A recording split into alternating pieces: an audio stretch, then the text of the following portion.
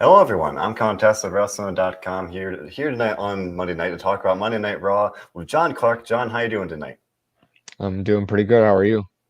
Doing pretty well. Can't complain. But as we talked about before we went on the air, lots of stuff to talk about tonight. Before we do, just want to remind you all, this show, like everything we do here, is available on all of our streaming platforms, SoundCloud, Spotify, YouTube, Apple Podcasts, whatever it may be. We've got you covered. So, John, tonight, the road to Royal Rumble rolls on here. Still a couple weeks away, but definitely made some substantial progress here tonight. Starting off, of course, off the bat with Bobby Lashley and Brock Lesnar. Now, Brock Lesnar came out, and then we panned backstage.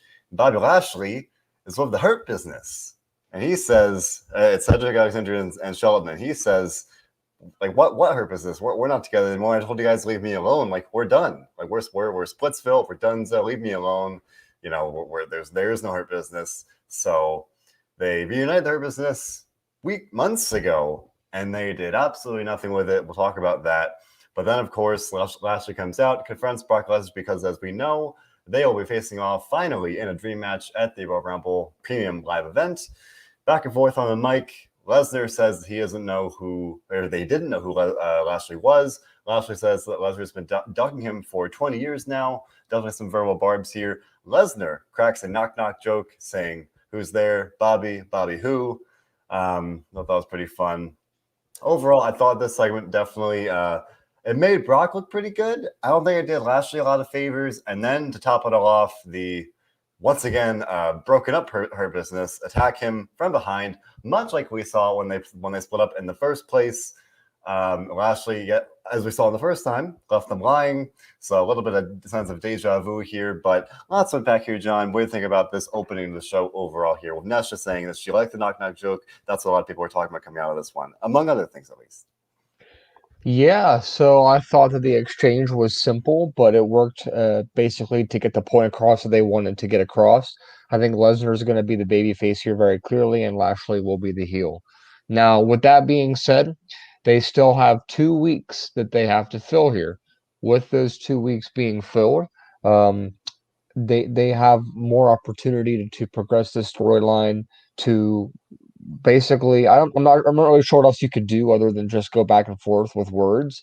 So I would like to see a promo exchange between MVP and Paul Heyman. I think that would be pretty cool. But uh, I think it would be special to have them wait until the pay-per-view to get physical with each other. And I think Oh that's yeah. what they're going to do. Oh yeah, I hope so. That is obviously a big money match, and then some. Um, Honestly, I would not be surprised if maybe next week it's just a video package or something, or even if they want to just do MVP and Bobby and Paul together. You know, Lesnar's not going to be there every single week. But even if it's just more promos with four of them, I think that'll work as well. Richard Weaver saying Brock's mic skills are getting better. He's definitely he's clearly enjoying himself. He's really settled into this role. And I think it's the favorite version of Brock that I've seen, where you can really tell he's bringing his A game. We're seeing different sides of him, as we saw same thing on SmackDown, and now here he's just comfortable. He's having a good time. Eddie's always saying that Brock's gonna do whatever he does. Brock's gonna Brock, and we've seen that for quite a while now.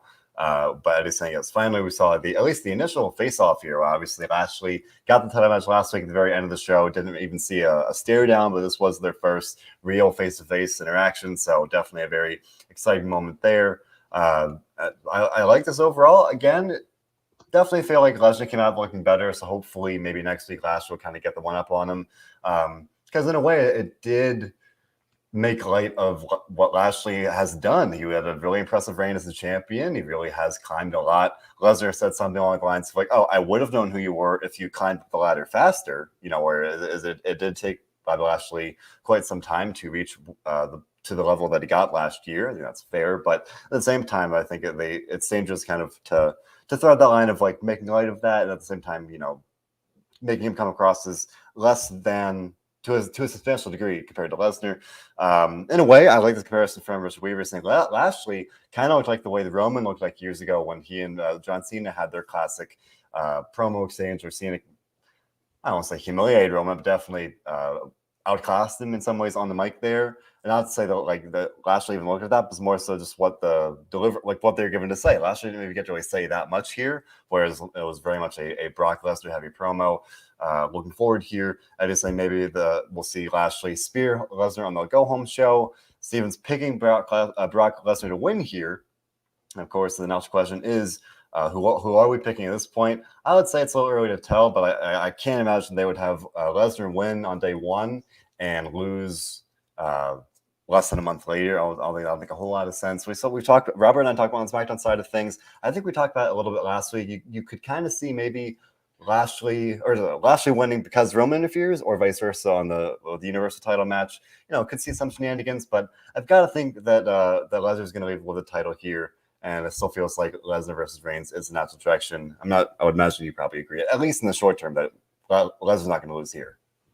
I don't know what part you were saying and what I agree with. If we're talking about Lesnar winning, yes, I agree. However, I still stand by that it does not make sense to move forward with Lesnar and Reigns being the WrestleMania match unless what has been said is true about Reigns possibly losing the title at the Royal Rumble, or even Lesnar losing. There's no way that both of these men are going to be champion versus champion and the Royal Rumble will get nothing. I just cannot see that happening. And but we'll talk about, because before the end of the show, I do want to give an updated prediction on who I think will win the men's and women's Rumble. But as far as this goes, I think you can expect it to be a very good back and forth match, competitive. Maybe some shenanigans there with MVP and Heyman. I'm going to assume they both get kicked out somehow, and then Lesnar probably maybe wins. Maybe when MVP gets kicked out, Lashley's distracted, and then Lesnar hits something. I think they'll both be well protected. But yeah, I think Lesnar will probably retain. And I do think that regardless of the match outcome, I think the loser of this match will probably enter themselves into the Rumble. I'm not saying they're going to win. I'm saying that they'll probably be seen later in the night. I'm not saying I want that to happen either. I just think that would be the direction they would go at this point. I have to think so, and it is a hurry already kind of predicting that here, saying Lesnar is going to enter the Rumble and win it. Could easily see that kind of as a consolation prize, kind of secondary path forward for him if he does lose. Kind of similarly, not just saying she thinks Bobby's going to win, and then we'll get Brock versus Roman kind of coming out of that as well. It's definitely possible. Maybe more shenanigans. DJ saying we'll see the former Hurt Business cost Lashley here. Maybe. I mean, it could happen, right? They're going to, as you said, John, they're going to find ways to protect both guys. I could see that. Regardless, no matter how they go about it, as Nando says, still excited. It's going to be a very good match. Looking forward to it. And again, I mentioned a minute ago, you mentioned Brock probably being the face here. Richard Weaver saying, have you noticed that there's no such thing as a true face? I mean, yeah, that's kind of where we're at here. There's no such thing as a true, clear-cut good guy or bad guy, with some exceptions, especially here. They are telling the gray area of like Brock. Yeah, he's kind of being a face of like making fun of the quote-unquote heel Bobby Lashley, but at the same time, I think there's probably some fans who see that, like I said a minute ago, it's like I see that, I'm like, oh, he's kind of making light of Lashley and looking down on him for what he did last year and not giving that enough credit. So no, I think this is one of those matches where it's kind of up to the fans to decide who they want to root for, rather than either one being a clear-cut babyface or heel. And I think that's entertaining. I like that. So. And that being said, this is just one of the many things to break down here tonight. Lots of moving parts. We'll talk more about the Rumble later on here, but I already got some early comments about one of the most shocking things we saw tonight, the Raw Tag Team title match, RK Bro and Alpha Academy right off the bat here. Definitely the surprise that, yes, DJ is saying it was certainly not the city of brotherly love tonight. A lot of breakups tonight. Nikki ASH and May Ripley, Her Business, and now possibly RK Bro. Yes, coming out of this tonight, RK Bro shockingly lost the Raw Tag Team titles. Otis, clean as a whistle, pinned Randy Orton. No ifs, no buts, no nothing, just clean as a whistle. Just nothing, but it was a clear win on this, 14-time world champion. So coming out of this, Stephen Chambers saying, let the RK Bro split begin. New tag champs, American Alpha. I mean, I tweeted about it right before the match started, and I said, I have this weird hunch that RK Bro is going to lose here. And it didn't make sense to me. I'm like, it's probably not going to happen, but just this little hunch that maybe it will. And then it happened, John. And I was like, wow. I kind of thought it would happen, but Didn't think it happened tonight. I mean, John, it is right now January 10th. We've been talking about this for months now. I tweeted about it after the match. I do not trust WWE to build this out to WrestleMania successfully, at least, to be the kind of feud that I have thought that it is, and have the blow off that it deserves to have. But regardless, new title champions, definitely a big blow to RK Bros. I guess status as a unit, as a team. This is definitely should probably be a big kind of obstacle for them to overcome, or the catalyst of their split. I just think it's well deserved win for Alpha Academy. Richard saying he's shocked. John, what do you think here? Alpha Academy, new title champions, beating RK Bro here. So that's where I was getting at with what Eddie said, that it was well deserved for both. If we break each of them down, Chad Gable has been one of the most consistent workers in the business since he's gotten there. He's been a company man that has showcased his talents in the ring when given the opportunity to do so. I think he deserves the moment. And now if we switch our attention to Otis, Otis had gotten this little bit of a singles push last year. They changed their mind, went to court, took away the briefcase, all that good jazz there. Winning and then immediately losing the briefcase was terrible. And a comeback with Gable after what happened with Tucker, I thought was pretty good for him. Now, as far as what's next for the other tag team here, maybe I'm at the opposite of you, where I do somewhat have the faith that they can do this successfully for the next 3 months.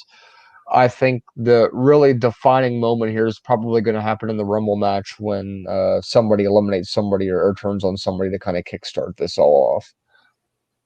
Yeah, and I mean, now you mentioned that, I think short term, we could see them try to kind of patch things up in the next couple of weeks. They get a rematch, doesn't go their way, hard fought match, whatever, they don't quite pull it off.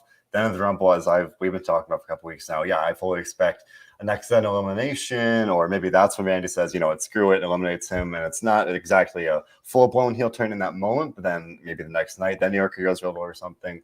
I mean, there are ways they can pull it off. I just, again, this company has turned me into somewhat of a skeptic. I'm like, I don't know if I see them really kind of drawing this out successfully, making it a good story all the way through WrestleMania, and that's hard to do at all. The odds of any story, we saw that with Sasha Banks back Blair last year. Like, they kind of just overcomplicate things and try and force ways to draw it out, and that often kind of hinders the story.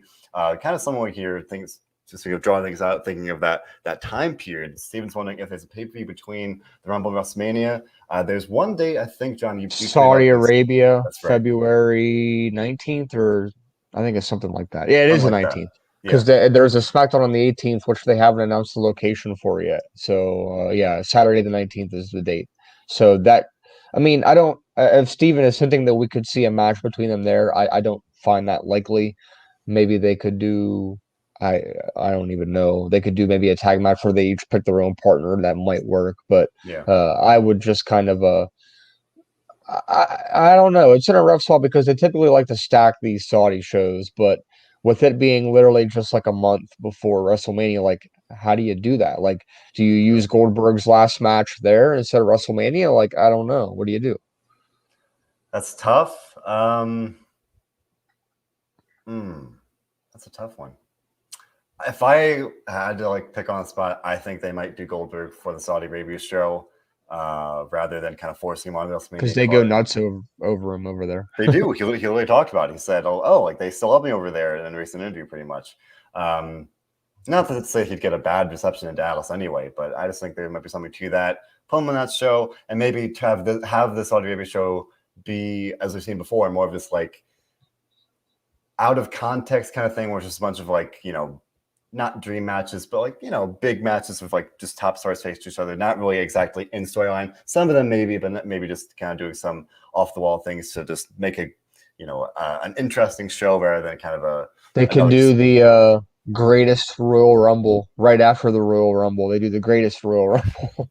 At this point, would not surprise me in the least here, but something that could be surprising. Steven Chambers said, Forgot that one. And Zahari saying Riddle could eliminate Randy in front of Randy's hometown in the Royal Rumble, and DJ very similarly saying, going a step further, Riddle could do that and turn heel because Randy is in St. Louis's hometown, so that's that the is something they bad could part do. about all this, because I really think they don't want it to be that way. I think, but after what we've seen tonight with Nikki and Rhea, who knows? But still, I really think they want Riddle to be the face. If that's the case, it's St. Louis is just so much harder because obviously Orton lives there and that's his town, that's his city. They're gonna love him. Like, I don't know. It's gonna be hard. That's a tough one, right? Because again, to me, it kind of writes itself of having him eliminate Riddle or something going wrong, but it's hard to establish him as a heel there because it is his hometown.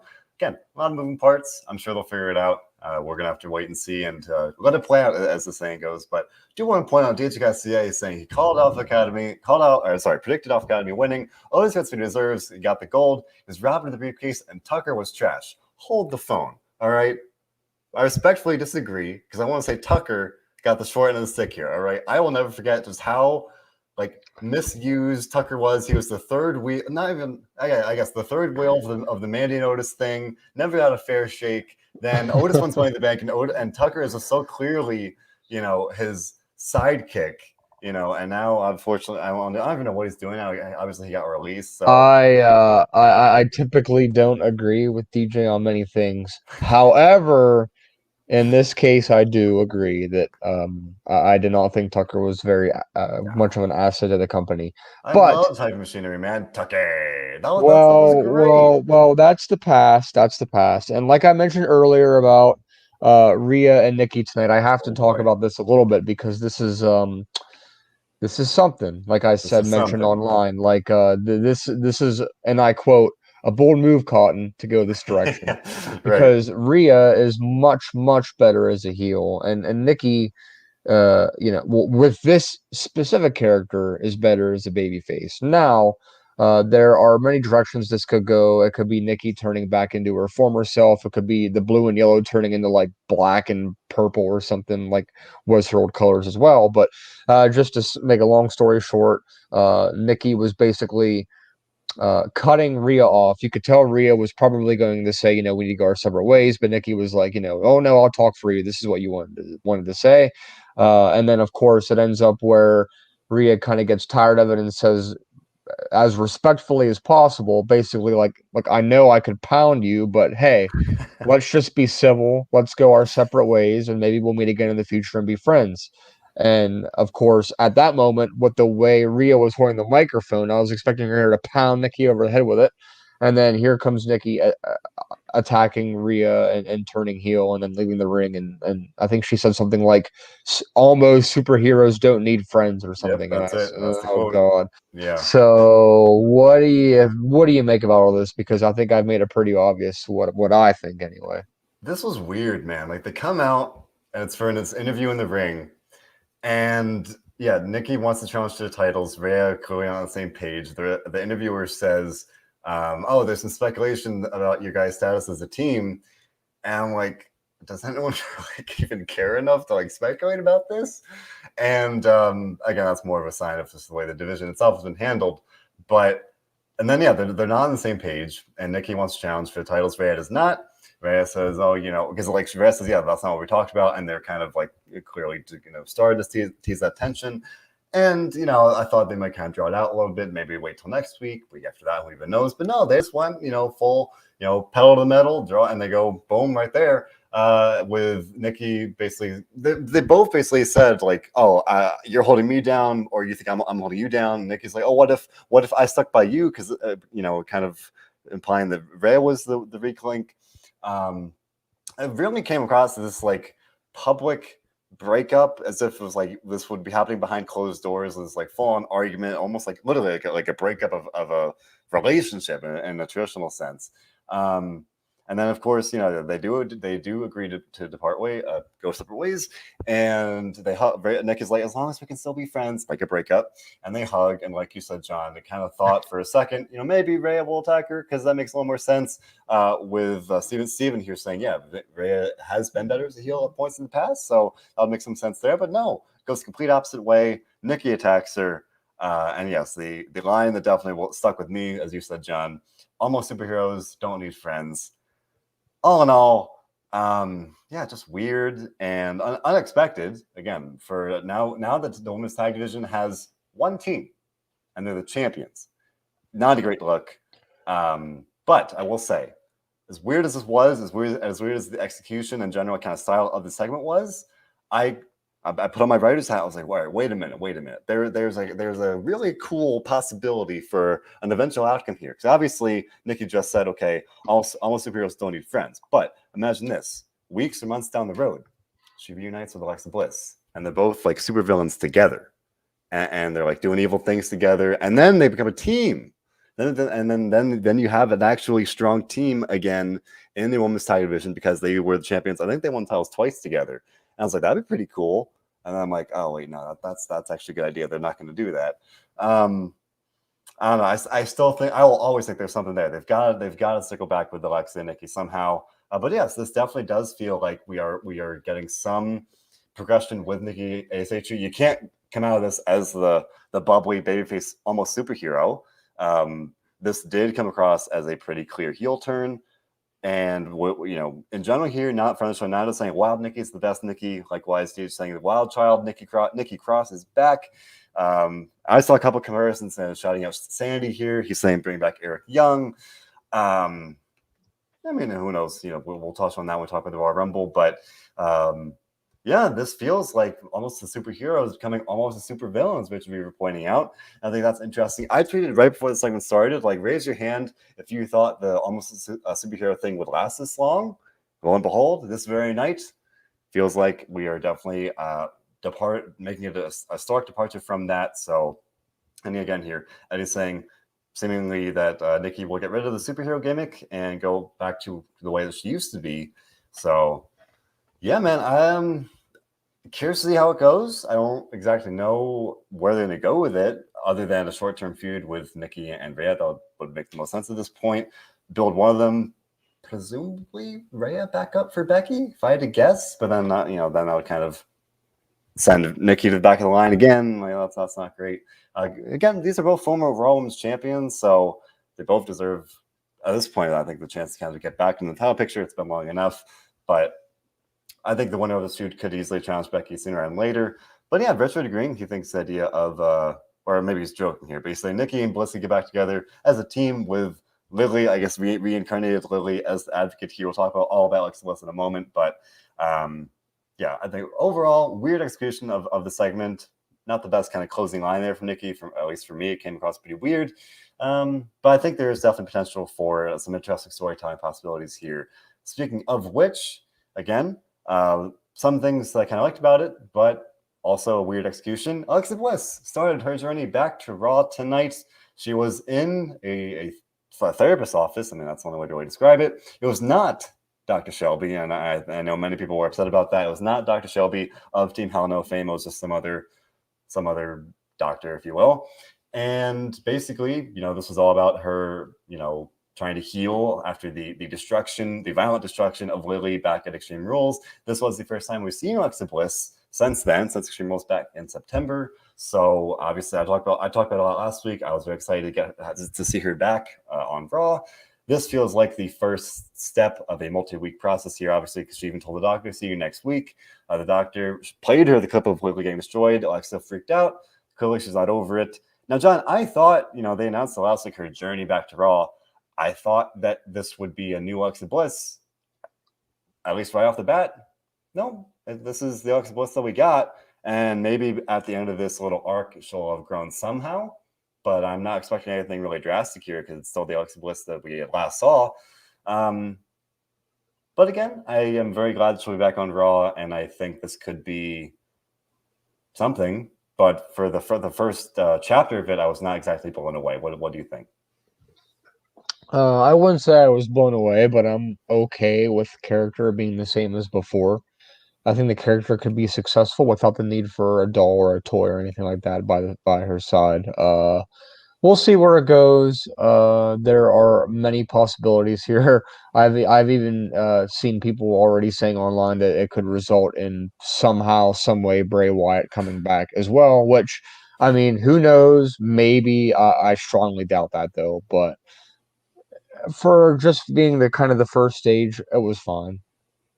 Yeah, I guess I was just hoping for more of like, they hype up her journey back to Raw. She's been gone for a couple months now, and I know people her gimmick had already turned into a pretty kind of polarizing thing where some people liked it, some didn't. So the fact that it does seem to, at least right off the bat, seem to be pretty much the same thing. I didn't have a problem with it. Granted, we saw it in this video alone. She still has some powers. Like she kind of stopped the little like swinging balls in the doctor's office with her mind. Seems a little silly, but Nash just saying she wants to see where it goes. It's interesting. I mean, it's interesting. I have to hope that this is going somewhere. Not sure where exactly, but I'm hopeful. Again, I'm a big fan of Alexa Bliss. I think the Raw will be better having her on it. But I guess I was a little let down here. And Steven kind of likewise saying it was cool to see Alexa back. But he wishes we had the old Alexa, and maybe that's where we're going anyway. If maybe this is a long-term thing, I don't know. But hopefully she'll come back at the Rumble. They did announce on SmackDown, and I might as well kind of pivot to this now. They announced on SmackDown the majority of the women's competitors in the Rumble match on that side of things, and I think tonight they confirmed it was like 19 of a total of 30, and this caught me off guard on Friday. They just announced a whole bunch of people that would usually have been saved for big surprises, namely Impact Women Knockouts champion Mickie James, making a return in the Rumble here. Obviously, she got released last year in some pretty kind of controversial circumstances. She's coming back, at least for the Rumble, and that has led to John. I think, or at least in the comments, we've already mentioned here a couple of times, but all this talk about Forbidden Door. Are we going to see the WWE do that? Some reports ever since Friday have kind of suggested we might see that for the men's Rumble. So people have been really buzzing about it. For me, the bar is very low. I'm not expecting anything too crazy. Would love to be wrong, but it's not like you're gonna see like Kenny Omega show. I saw some people between that. I'm like, no, all right, like, come on, it's not gonna happen, all right. But Nesha pointed out a couple minutes ago that you never know if WWE anything could happen. She said that in reference to Bray Wyatt. I don't know. I feel like we're going to get something kind of surprising, at least on the men's side of things. But we are getting some surprises on the women's side. Mickie James, the Bella Twins, and some of the usual kind of suspects. Lita, Michelle McCool has come back a couple of times. Summer Rae was a big surprise there. Another one that could be a surprise, yet again, a very popular pick here. And that's just saying she thinks Bayley is going to enter number 30 and win. I think that's pretty good pick. But yeah, I hope and imagine, even with all these surprises already given away, just even saying hopefully we'll get more surprises here. But John, you mentioned that you want to kind of give your pick, at least for you said both for Rumble matches. We talk about the women's side of things here. At least sitting here today, who are you picking for the women's Rumble? And then we can talk about the main event, because that's probably part of it, because we might see some potential contenders in that match that we saw tonight. Yeah, I have two right now, and one is Bayley, and I think that's an obvious pick. My second pick is going to lead directly into my next conversation here, and I like Eddie's Ronda Rousey there, although I don't. That's not my second one. Bianca Belair is actually my second one, and now this might seem crazy because Bianca Belair just won the Royal Rumble last year. However, with the way tonight ended, there's clearly unfinished business between Becky and Bianca. Doudrop is clearly not going to win the title off of Becky, at least in my mind. And I think tonight was kind of that perfect segue / teaser that Bianca Belair could win the Rumble yet again, solidify herself as like literally like a Royal Rumble GOAT already. Like she would win like half of the women's Rumbles already. I am not really sure, because as far as the main event itself, which we should talk about, Liv Morgan kind of was like the I don't want to say a loser, but kind of like the weak well, she was, but the weak link in the match. Right, she never really threatened for the win at all. She was just kind of there. She did the same spiel at the beginning where, I know I've came so close, but I swear this time I'm actually gonna win. And then she does it, and then she comes back and says, okay, this time I'm actually gonna win, and then she doesn't. So Lynch attacking Belair protected Bianca at all costs, and while at the same time giving the opportunity for a fresh matchup, which is of course going to be Doudrop. Now, just because she looked bad doesn't mean she was actually bad in the match. Her performance was actually pretty good. She had done some of her, I don't know if she ever hit her finisher, but she did her signature move and some things like that. Now, her offense and in-ring skill set has been improving.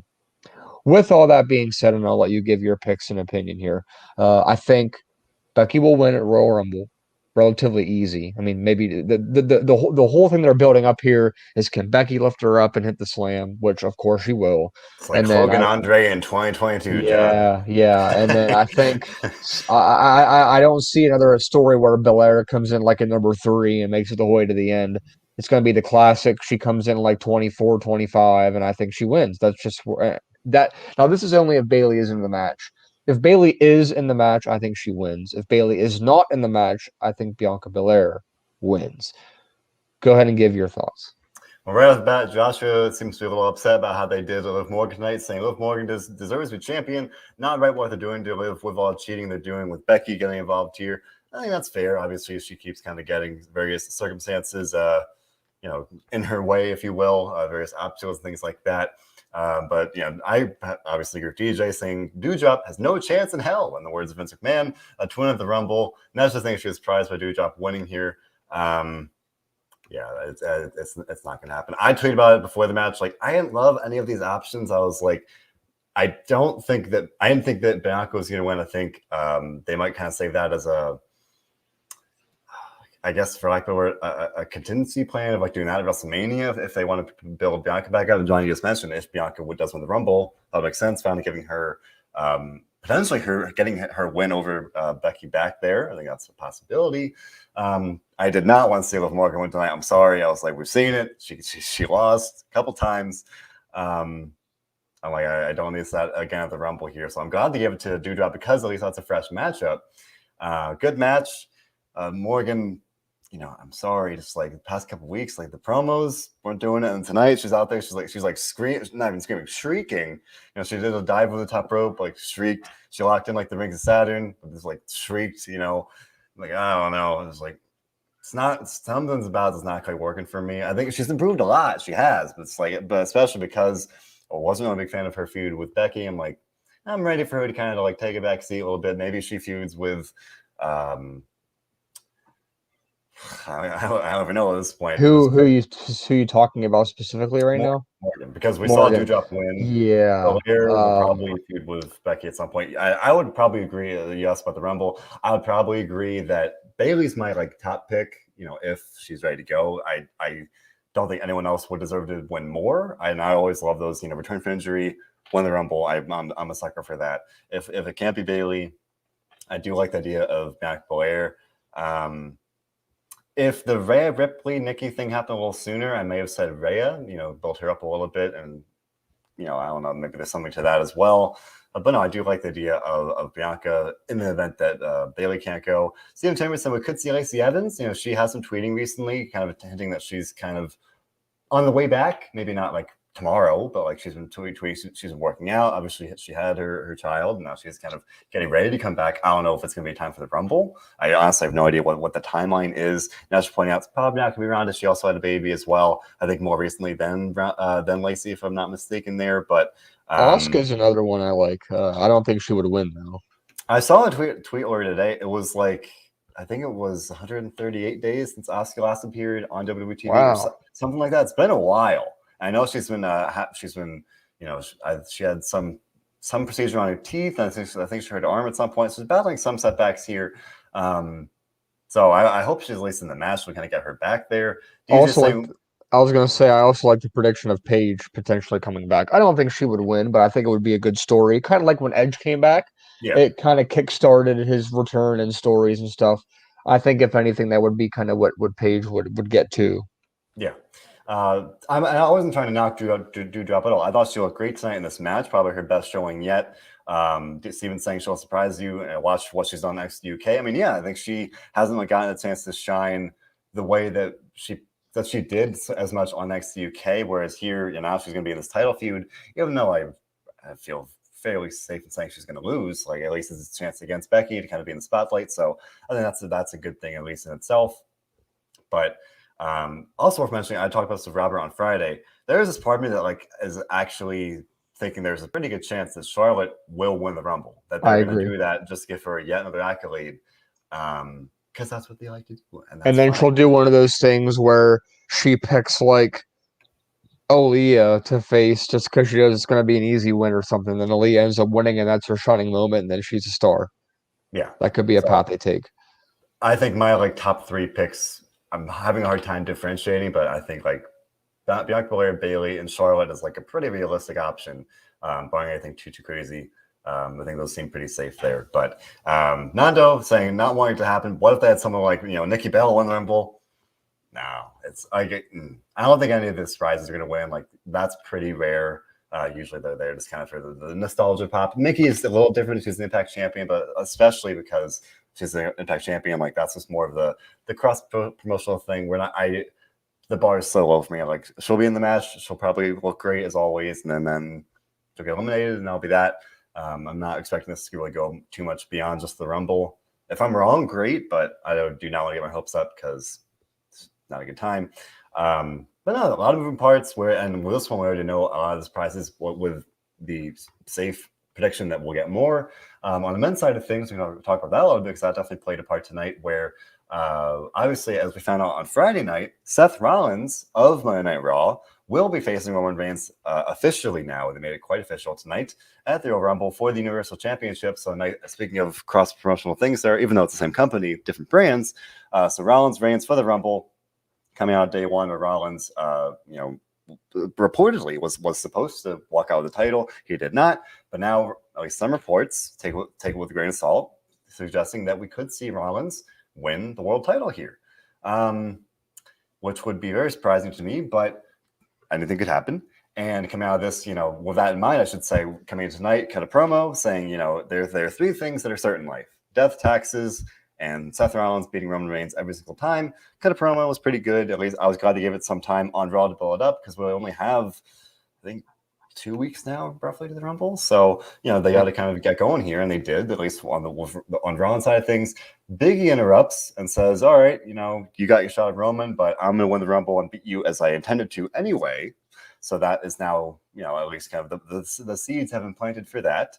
And then WWE gave away what could easily have been, or could still be, the WrestleMania, if not the main event, like a high-profile match for free on Raw, Biggie and Seth Rollins. It was an awesome match, as DJ was saying. It was a very, very good match. I liked it a lot. But it didn't even happen tonight. They could have easily just had him confront, even just save for next week. Like, because you just know they're going to run it back again. You knew as good as the match was, Rollins was going to win because he is facing Roman. You need to give him a win.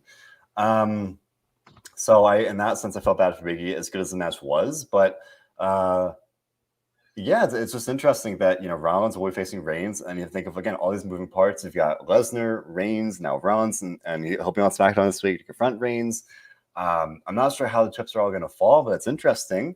But again, it begs the question: why is there a brand split? Like, what are we doing? And again, I think part of the speculation about the title versus title thing with Reigns and Lesnar WrestleMania is like maybe they are going to unify the titles, and we'll see some drastic shakeup in that sense.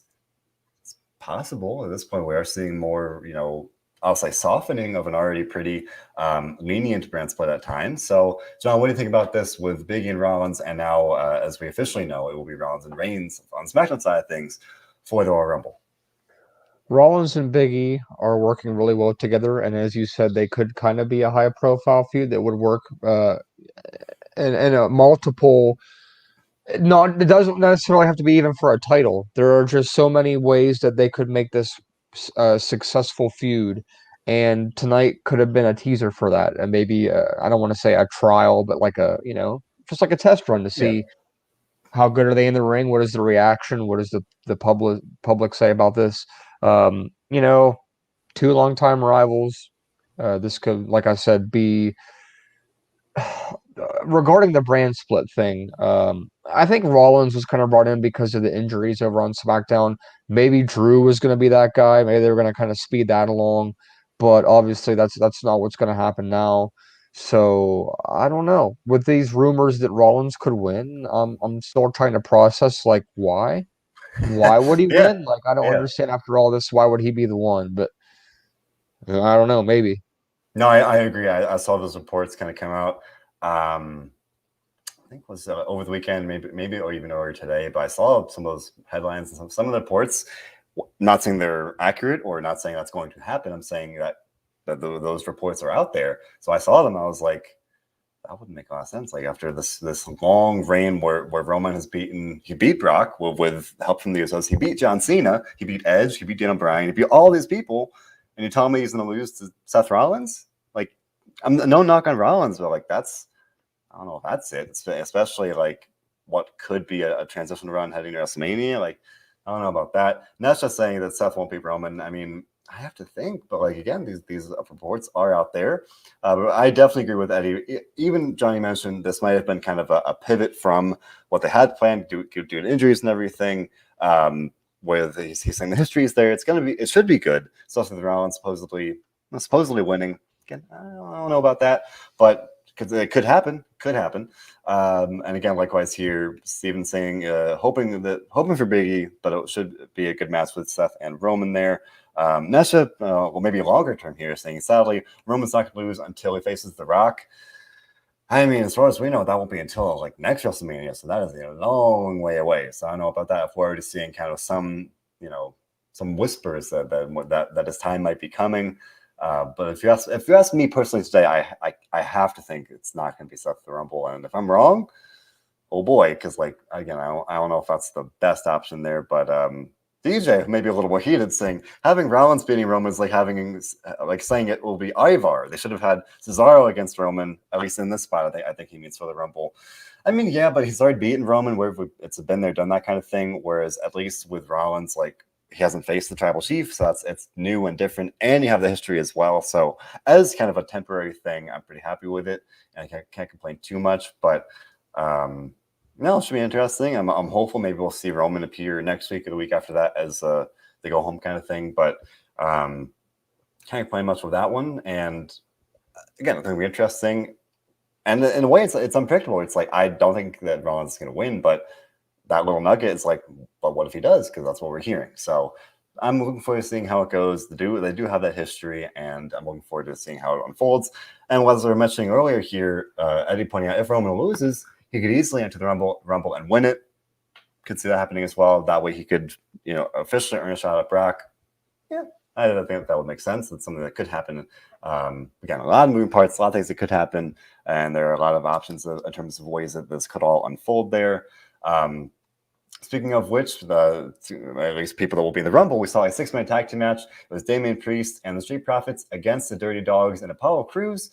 Good match, got some time. Dolph Ziggler pinned Angelo Dawkins, and I didn't think that made the most sense. I was like, I think it came after the tag title match, or at least it was on the same show. It's like if you're gonna have these heels win the titles, you'd want to build up face teams, and they had Ziggler pin Angelo Dawkins in the tag team division where you really don't have a lot of depth in the first place. Not saying that any team's going to win at any given time, and it was a 6-man, but still, it's like I feel like the Street Profits have taken a couple of losses lately, which isn't great. Because again, I think that you'd want to build them up as a short-term contender for the now heel champions. And someone said earlier that they expected the Street Profits. I think it was Nasha that she expected the Street Profits to dethrone Akibra in the first place, and they didn't. But maybe we'll see them beat the Alpha Academy at some point soon. But at the very least tonight, Ziggler getting the win here. DJ saying Ziggler with another push. Wow, just wow. Yeah, I mean, Dolph Ziggler, say what you will, but he's hanging in there and he's picking up wins here pretty regularly, or if not regularly, semi frequently here on Raw. I don't know. This felt just kind of like a spotlight match for the Rumble. These 6 men will be in the Rumble, I believe. So, not thinking any one of them is going to win. It was a good way to get all 6 guys on the show, and that's all I got on that one. Like, Yeah, I mean, it felt like filler for me. I don't really have any additional comments to add. It was what it was. It was kind of there. 6 men getting them on the show. Nothing special really. Something that was not filler was AJ Styles versus Austin Theory. Good match, kind of a past versus present or future kind of thing, with Styles being the former WWE champion, Theory being Vince McMahon's kind of like handpicked future star. Thought that was good. It was a good match from what we saw. There's one early exchange where Styles kind of rolled the outside and Theory hit this like somersault dropkick that was very, very smooth. And Theory said, "I'm the phenomenal one." Like, I was like, oh, that was pretty fun. And then before too long, Grayson Waller of NXT comes out and attacks AJ Styles to force the DQ.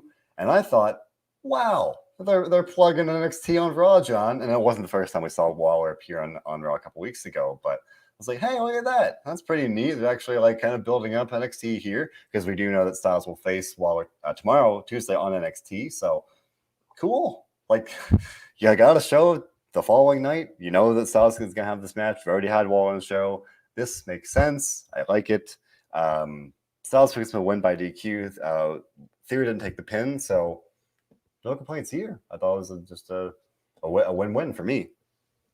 Yeah, I mean, having Waller on there to kind of expose him to the audience is, I guess, a good thing, but we're not really sure how much of the Raw audience even watches NXT. So, I mean, having him exposed, it's not bad, but I mean, like the ratings only indicate a percentage of the Raw audience that watches the show. A lot of commercials in this match. Kind of felt like filler to me too. More of a promotion for tomorrow. I don't really know. Yeah. But for for the people that do watch NXT, I thought it was kind of a cool, like, oh, hey, the nice kind of, I don't know. I really like when they play with all the toys in the toolbox. Like, oh, we've got, not just Raw and SmackDown with Rollins and Reigns, but like we've got NXT, even with 2.0, it is still, if not the third brand, like it is a brand. So, and that Waller is there. So I thought it made sense. I liked it, and added a little more heat for their match tomorrow. Not just saying that Waller better lose. I have to think that he will, but again, especially with NXT these days, they're really trying to really rapidly push some of these guys. Guys like Waller, guys like Braun Breaker, obviously. So I think there is a fairly decent chance that he could pull off an upset somehow. But my money would be on Styles, but I think it'll be a good match. It'll be a good showing for Waller there. DJ saying, of course, Waller shows up to ruin a good match. I mean, I thought it was pretty fun. Like, it was a good match up until that point. And I hope to see that, as much as I knock rematches, I would be happy to see Styles and Theory actually get a match, because I thought it was pretty good from what we saw.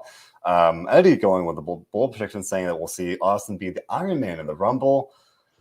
I don't know about the Iron Man. I think he could have a nice performance. I think he could kind of be one of those sneaky guys that kind of last long and gets a couple eliminations. Nothing too crazy, but it's always interesting to think about who could be the Iron Man. They're obviously more crazy. I'm pretty sure that it's not going to be someone like Reggie, who we saw tonight. Reggie, for some reason, John, has stumbled into a feud with Omos. Omos was backstage. He literally stumbled into Reggie and Dana Brooke, the 24/7 champion, when they were evading Akira Tozawa, R-Truth, and Tamina.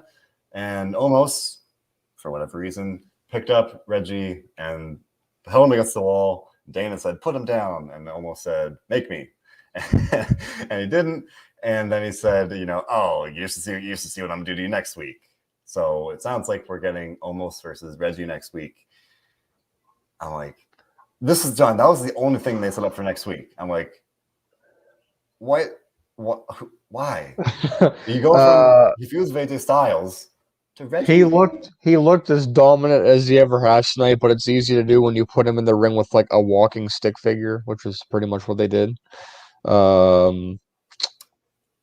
I forgot he had a squash match against yeah, whenever you try to make somebody win a squash match, you always put them with somebody that's like really small and like lanky and whatever. And of course, that's what they did tonight. I like to see Omos go against big guys. Like, I'm not saying bring in Odyssey Jones, but somebody like Odyssey Jones, bring in and have Omos squash them. Bring back the Great Khali, have squash him. Like, come on. Yeah. I at the very least, I agree that, like, at least for me, squash matches in the first place, especially, I don't know, WWE, like, I just don't think they need to do it. Like, if that's kind of what you have to, if that's what you're resorting to, it's like, I just don't think it's the best look. I mean, on a 3 hour show, I think you can get away with it because otherwise they just kill so much time anyway. We'll talk about the Edge and Miz segment where they literally had both guys throw to video packages during the segment. As we talk about all the time, that they just love to fill time however they can. So, for a meaningless kind of 2 minute thing, it's fine on a 3 hour show, but it doesn't mean I was entertained. I was like, okay, almost, yeah, he looked dominant. Of course he did. Like, as you said, John, this is a lanky dude.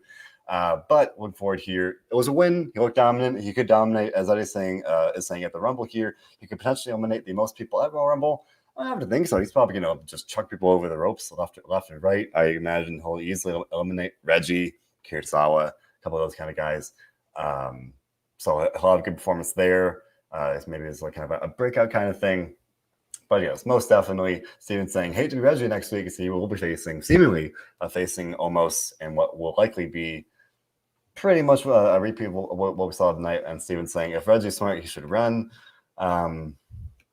Yeah, I found it weird. This was the only thing they actually set up for next week, whereas lately they've been pretty good about setting up some things a little more specifically week to week of like, oh, this is going to happen next week, or you can at least clearly predict it. So yeah, we saw a bunch of references to Philadelphia and local culture here. DJ wondering if we're Pat or Gino's cheesesteaks guys. Man, I don't know. Like Dana Brooke had a cheesesteak and she didn't try it because almost the R-Truth from whatever ruined it. All right. I'm not from Philly. I've been there probably like less than 5 times total. I don't think I've been to either one. I'm a chicken cheesesteak kind of guy in the first place. Like I take the easy way out on that one.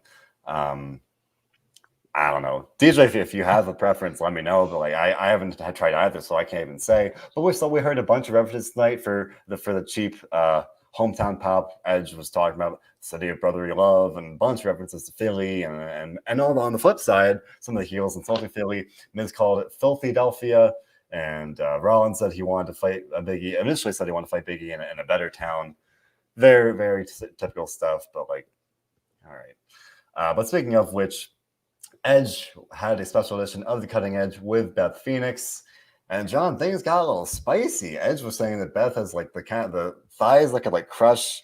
I think he said like walnuts or something, and then Beth was like, they're gonna get a little flirty, and I saw someone joke like, oh, we're gonna see Edge have another live sex celebration. It's like we all thought it. But for the cheesesteaks, DJ thinks the Geno's guy. Enjoy the Genos, because again, we started all these references to Philly tonight. But no, things got a little heated with Edge and Beth in a romantic kind of way here.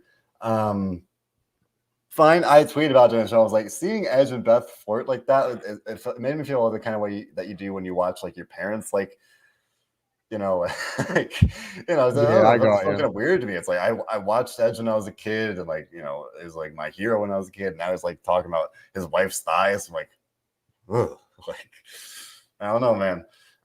Thankfully, Miz and Maurice came out and interrupted it before it could get too spicy. And Miz was insulting Philadelphia, and he was saying that he had Edge beat, and it was very much what we saw last week. He was like, "Oh, what kind of guy would have his wife fight his battles?" And obviously, the joke, that's exactly what he did at day one and in the weeks leading up to it. Hardy har har. Setting up this match, Beth saying that she would easily smash or wreck Maurice, and if Maurice was too chicken, that she'd be more than happy to punch Miz's teeth in. And then Miz was trying to hype Maurice up, and Maurice literally walked away as he was talking.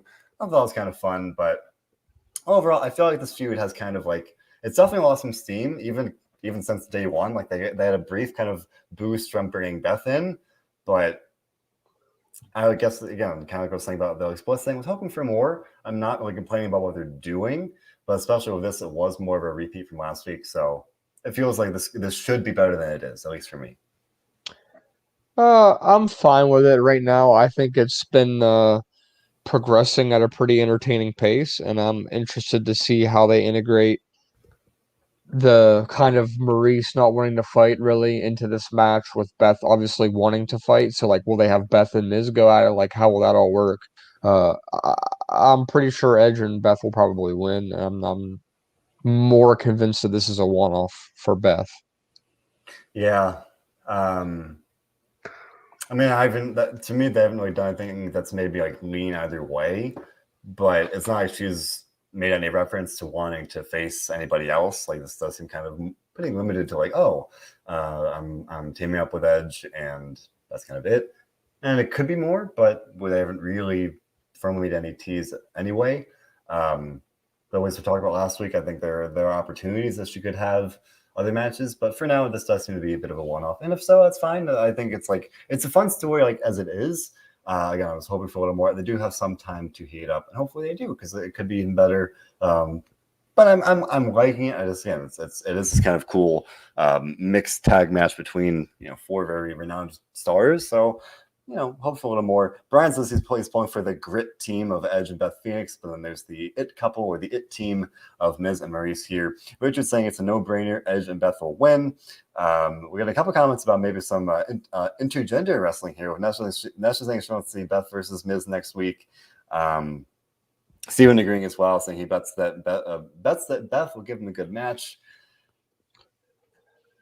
I mean, they could do a sort of like having Beth versus Miz for like a minute and then having shenanigans derail it pretty quickly. Could happen. We've seen crazy things happen in that sense, but I don't know. Yeah, I would firmly agree. It's probably going to be Edge and Beth, and I think that's the right call. If you're going to bring her back, have her win and have a nice kind of storybook moment like that. So, and then as we said last week, hopefully that'll kind of segue into Edge doing bigger and better things here. So circling back to the Rumble before we wrap up here, Eddie is wondering about maybe, again, talking about this Forbidden Door kind of things in terms of crossovers, bringing in people from the outside. He's guessing Chris Jericho or my personal favorite, Matt Cardona. Now I talked about this with Robert earlier today, and other people kind of here and there. Oddly enough, Chris Jericho feels like an actually realistic one, because for me the only reason I say that is because he was on the Broken Skull Sessions show on the network last year at some point. I think it was like maybe April or so. So ironically, that feels like a pretty fair prediction, and that he's on paper he's a surefire WWE Hall of Famer. He was with the company for a long time, enjoyed a lot of success. Yeah, him going to AEW probably like really hurt the relationship with Vince and things like that, but we've seen crazy things happen in terms of people coming back years later. So I think that's fair. A guy like Matt Cardona could be, but I'm a big fan of him. So in a way, I'd love to see that.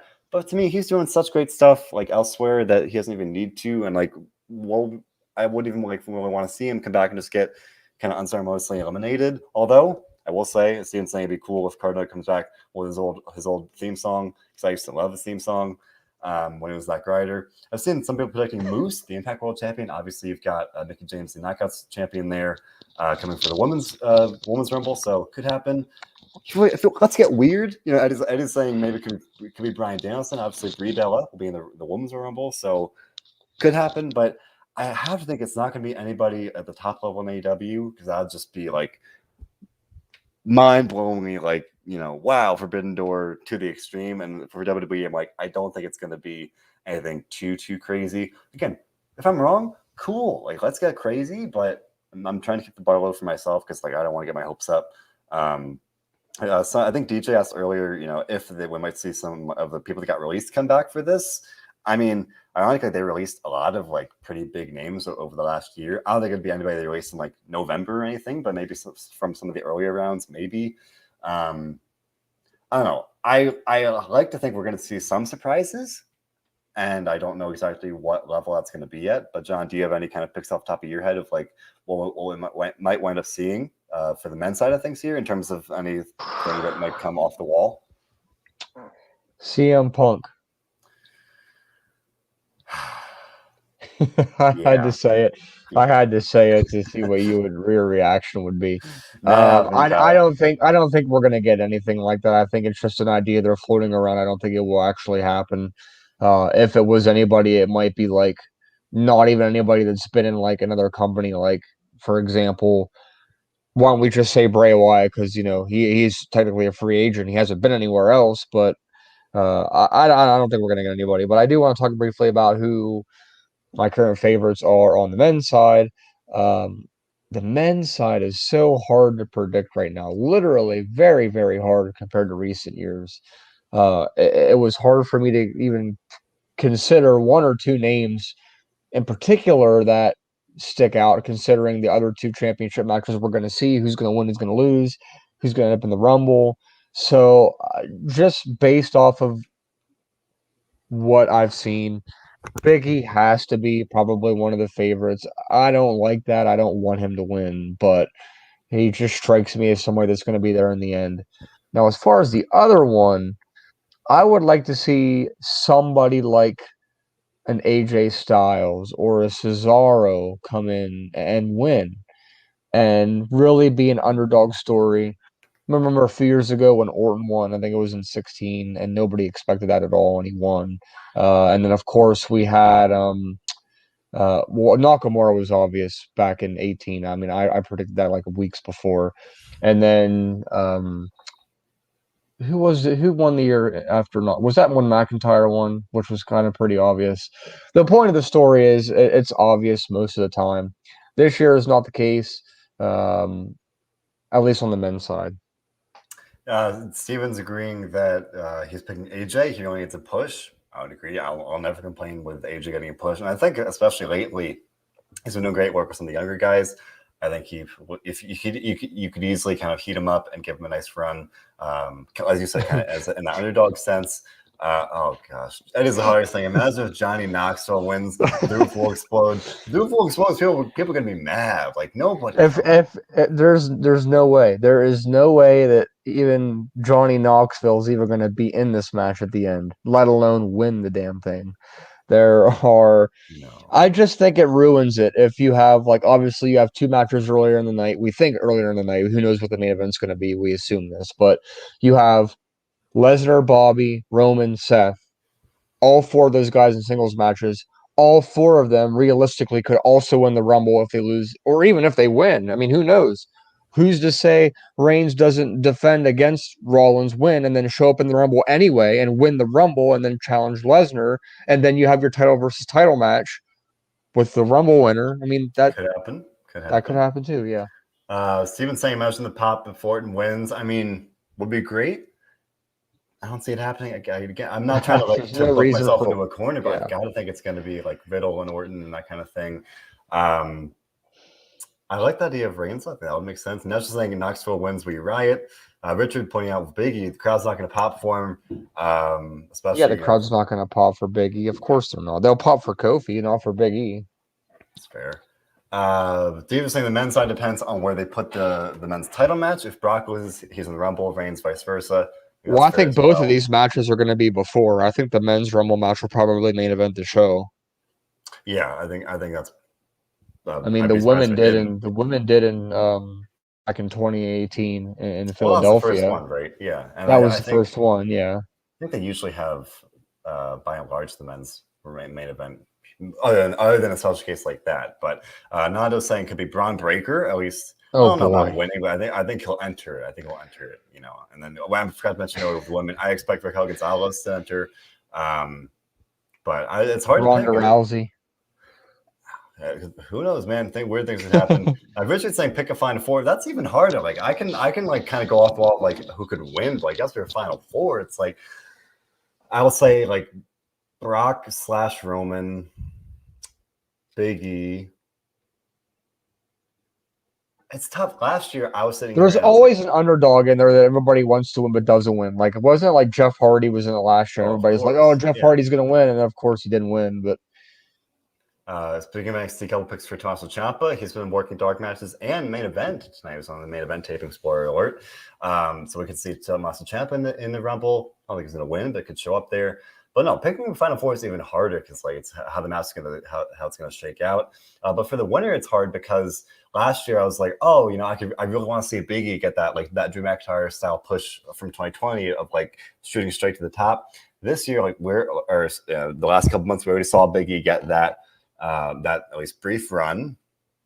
I wouldn't, I love Big E. I'm not saying I don't want to see him win, but like if we're gonna do that redemption story, like I feel like they should draw it out a little more. It's tough. It's tough, man. Drew McIntyre. I'm sure we'll have another update and more predictions next Monday after Raw. There's only 2 Raws until the show next week in Tulsa. Usually they make it a little easier to pick as you get closer, like who's getting momentum, who's really they make it pretty obvious, even if it's like a red herring of like, oh, we're heating this person up or they're not going to win. They at least kind of like, make it seem possible, if not probable. And then if they go another way, whatever. But at this point, it feels like a lot of people are on common ground other than kind of like a Reigns/Lesnar going for the title thing or anything crazy like that. But should be interesting. It'll be good. We've got some more time to go here. But John, overall here, all things being considered, what did you think about Raw tonight with the title change now and everything in between? I will go with a 7 tonight, an average 7. With why not higher or lower? Well, I thought it was average. I thought it was okay, but the build to the Rumble is obviously the match card is already one of the best in quite some time. I think this is gonna possibly top SummerSlam in Vegas from last year as far as the matches and stuff like that. But yeah, I'm gonna go with the 7, and then to end, I'm also gonna go with currently I'm gonna say if I have to pick just one, I'm gonna say Bailey is winning the Women's Rumble, and oh man, I'm gonna have to think that Roman Reigns is gonna win the guy. And I know that's like crazy to say right now, but I simply don't have another guess right now, so I'm gonna have to go with him. For Raw, for me, I'll go for a 7.1. Was not bad by any means. And as I said, even the things I didn't really care for or wanted more from with the Bliss and stuff and things like that left me kind of hopeful for the future direction. The title change was shocking, but I thought it was a good match, and I'm curious to see where that goes. So nothing was like offensively bad. So I feel like a 7.1 is warranted. Nasha giving an 8, Steven Chambers with a 7, Richard Weaver going a little lower with a 6.5. Nasha explaining with Alexa turning gives him an 8 there. Laura with a 7.3. Brian Everett saying 6.5, noting that Raw was competing with the national title game tonight. So definitely will be interesting to see how that impacts you tomorrow. But he says the women's triple threat match in the main event was really good. Nando is giving it 6.7 ducks. Kevin Taylor giving it 7.4. So, seemingly average or maybe slightly above average by and large. DJ down with a 6 tonight, saying picking Liv and Jey Uso. Oh boy, for the Rumble there. Okay, Colin, you got to go before to end it here. You have to pick just one. You only pick one. I got to go Bailey. And now I'm suddenly sold on Roman Reigns because we're in agreement. Look at that. We both think Bailey and we both think Roman Reigns as of now. It just makes too much sense to have Rollins somehow win the title, whether it be Heyman or somebody screwing him over, and then here comes Roman at number 30. He wins, and then right after he says, "Brock, I want you," and then boom, there you go. And like I said, even if he does win, he could still do this anyway and say, I want both titles. So because otherwise, I don't see anybody Veer right near. Oh, okay. I'm not trying to like strongly disagree. I respectfully disagree with DJ earlier. Hold the phone, Steven. I talked about this last week. Okay, when Raw gives you something to have fun with, you've got to cling to it for dear life because otherwise this show can be rough. So for me, I so dearly love everything about the Veer promos. Stormraz out the fight were reported, take with it as you will, that and there had at least as of a couple weeks ago, there were no plans for Veer, and WWE was at least somewhat aware of the comedic nature of these vignettes. That's hilarious So they are playing these vignettes of the fact the Veer is coming. The Veer can't stop coming. The Veer is always coming. The poor man just can't come. It's always coming. That's hilarious to me. I love it. I love it so much. And no, we have not seen any vignettes tonight. And I was a little sad because I talked about it last week. I love seeing the wrestling Twitterverse unite. And just how freaking funny this is. Because to me, it's so good. It's so good. All the memes and the jokes about it. Like, it's a beautiful thing when the wrestling Chain, ice cold Veer. very good. That's a very good Nando. But man, I hope hope Veer gets to come eventually because the poor man just has not come yet. And that's God, rough. now Sean, fear the Veer. Fear the Veer. Well, I'll fear the Veer if he's in the Rumble. Maybe he'll have an almost like performance. We're gonna see what happens with that. But that's a couple weeks away. John, you and I will be back here tonight. Now it's officially Tuesday tonight on the NXT post show, talking all things NXT 2.0. Otherwise, Dominic and Marcus, the two Dynamic Dudes on the Rampage, had a new episode tonight talking all things AEW. Otherwise, we have got constantly a great exchange of interviews constantly coming to you guys. Last week, my interview with Matt Cardona, we talked about him earlier, went up. Make sure to check that one out. He explained why he's the cockroach of the wrestling business, among many other wonderful quotes. Can't recommend that one enough if you're a fan of Matt Cardona, Zack Ryder, Impact, GCW, NWA, any of that stuff. The man is so busy. Check it out. He's doing a lot of great stuff. All these things and more. Bill Pritchard recently interviewed Jonah, former Nose Bronson Reed. So much great stuff. All these things and more coming at you or already available on all of our platforms, SoundCloud, Spotify, YouTube, podcast, whatever it may be. We've got you covered. That said, yet again, everybody, we appreciate you for listening. We're talking all things Raw and the Royal Rumble going off here. It's a fun time with the Rumble. It's as we were saying, it's unpredictable. It's a good time. You don't know what's going to happen. We're going to have to wait and see. We're going to have to let it play out, and that's not always the best thing to do, but it's all we can do because we have no idea. It's the time of the year where you count from 10 to 1 56 times. Exactly.